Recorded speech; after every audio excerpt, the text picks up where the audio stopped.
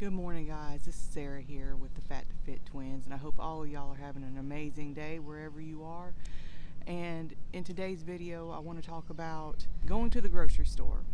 For many of us that have struggled with food and with weight in the past and even now, going to the grocery store can be a big challenge because the self-discipline or the lack thereof will rear its ugly head there. And it's one of those things where once you understand what kind of food you can or can't eat, it gets a little bit easier.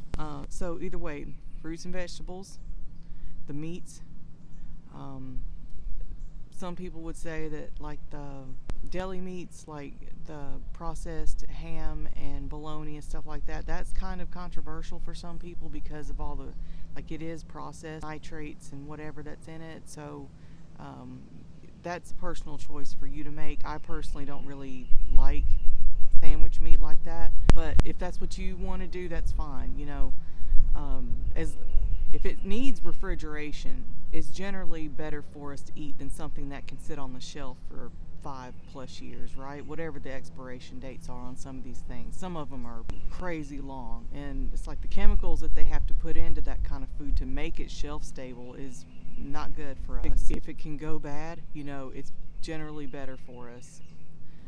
Hopefully that sounds okay. So yeah, I avoid the cookies, the chips, ice cream, bakery like cupcakes, cake, etc., candies, the syrups. Learning to tell yourself no is good. We'll talk about that in another video because that's something that has to be overcome as well. Learning how to tell yourself no. I digress. Figure out what food plan you're going to use and then stick to it and try to eliminate that sort of thing from your home, or keep it at a bare minimum at least to begin with, because you can always, you know, refine it and it'll change as you continue on in your weight loss and health journey. Get a calorie tracking app, or if you don't want to do that, just get a notebook and for a week, at least a week. Don't change anything about your eating habits. Just write down everything that you eat in that day. I don't care if even sticks of gum, write it down. And write down the macros, write down the grams of macros and the calories of everything you eat, the protein, the carbohydrates, and the fat, and look at what you eat and then decide what you're going to eliminate from that for the next week. You know, it takes small steps at first, but these small steps snowball into bigger and bigger changes. Like let's say, for instance, that let's say you eat 2,500 calories a day and you don't really walk much, okay? So you could start by doing some at-home walking exercises in your home, or you could go walk around your neighborhood. There's all sorts of exercise videos on YouTube. Pick one, try it, and see what you like. You know, that's, if you don't like it, you're not going to do it. So find something you enjoy doing. Get your earbuds in or get some music on and just have a good time. Try and have a good time with it and make it fun for yourself, you know. I think Grow with Joe is another really good exercise YouTube channel. She lost a lot of weight after she had her babies, so check her out. As far as looking at your food, are you eating a bag, like one of those little serving size bags of like Doritos at your lunch break or something, right?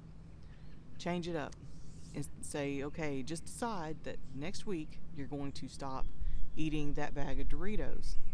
And instead, you're going to take fruit with your sandwich. Pick one, an apple, strawberries. Say you exchange that. You know, you can look into how much calories and carb is in that apple versus the Doritos. You know, see what happens. See what the numbers are.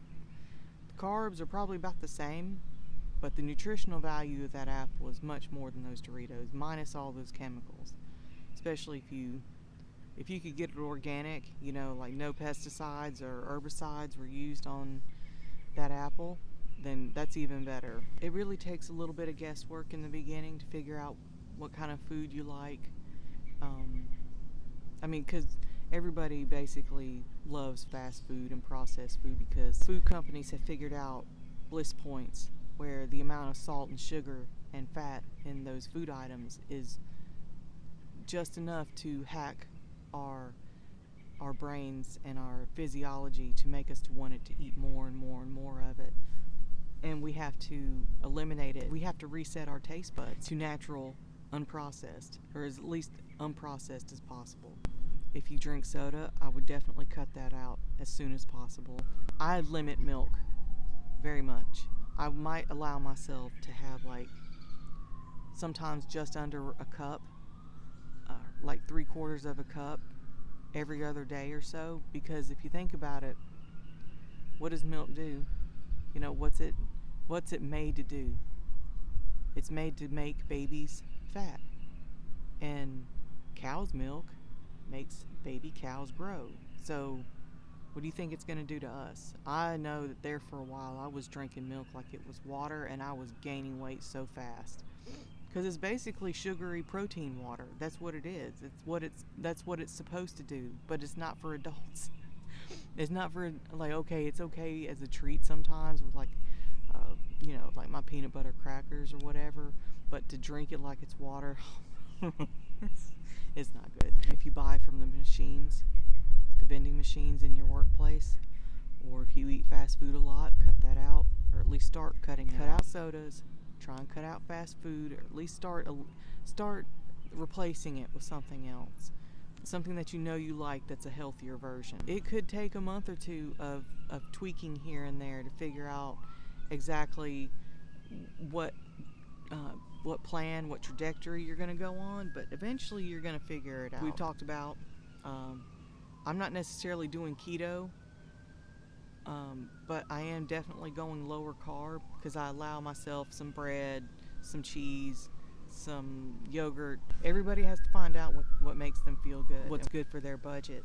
And Steph is doing 1 meal a day. I'm basically doing 1 meal and basically 2 snacks, which is some variation of eggs and bacon and toast, or eggs and bagel, or some eggs are involved. You know, I have chickens. I'm gonna eat what they give me. During the week, I pretty much eat the same thing almost every day because it just makes shopping more convenient, and it's easier to count, like on my Fitness Pal. It helps to learn how to, figure out, like I said, where I personally feel pretty good. I know about how many calories I'm ingesting on any given day by eating the same things every day. I'm not necessarily eating for taste anymore. I'm eating for the nutritional needs of my body. It definitely takes some time, just like anything else. Like I will constantly say on this channel, anything that's worth doing is going to take time and effort and practice. Okay, y'all, so I'm going to hang this up now. If y'all have any questions, drop them in the comments. We read each and every comment, and we appreciate you being here. And y'all have a great day wherever you're at.